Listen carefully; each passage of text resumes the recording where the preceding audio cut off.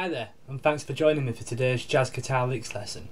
In today's lesson I'd like to show you a really cool lick that you can play over a 2-5-1 progression.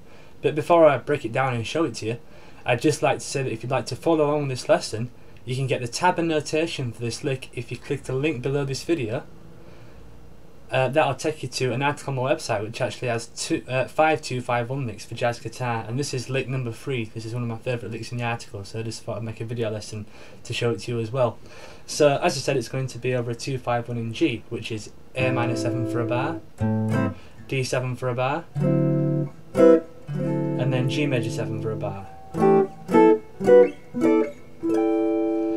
And it starts on the hand of 2, so it gives the lick a nice kind of syncopated feel, and it starts with a really common jazz pattern. But before I show you that, I'll just play it again slowly, so it goes a 1 2.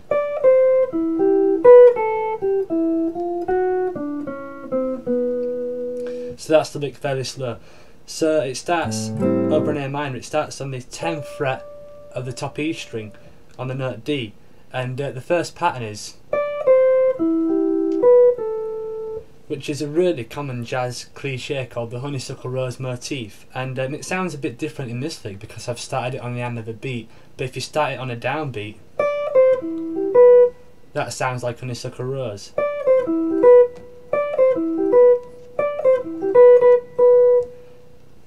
So that's a really good motif to be aware of when you're improvising. So that's how it starts, but it starts on the end of the beat, so D, C, E, G, B, and it's almost like thinking of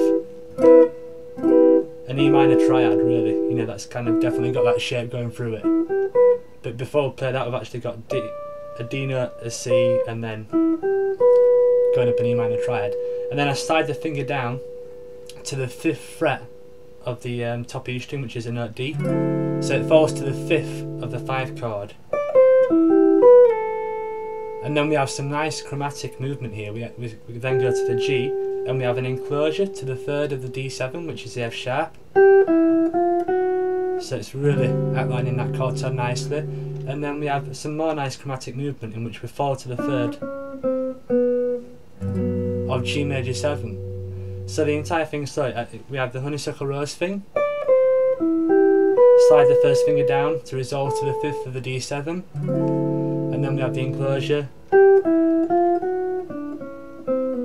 So some really nice common jazz patterns within this lick, and you know, you could just take any one of these ideas and use that as an idea for improvising. I recommend that you apply this lick in a few different keys, ideally all 12, and then begin to incorporate it over some different progressions and tunes that you're working on. Remember that one lick has a lot of information in it, so just one thing like the honeysuckle rose beginning or the chromatic enclosures can be studied a lot in their own right, so you don't have to play the lick, you know, the exact same way every time. You can just use one small fragment as I demonstrated earlier. So I hope you enjoy this lick. If you did enjoy this video, please click like and subscribe to this channel for future free jazz and blues guitar lessons. So thanks again for checking out this video again, and I hope to see you next time.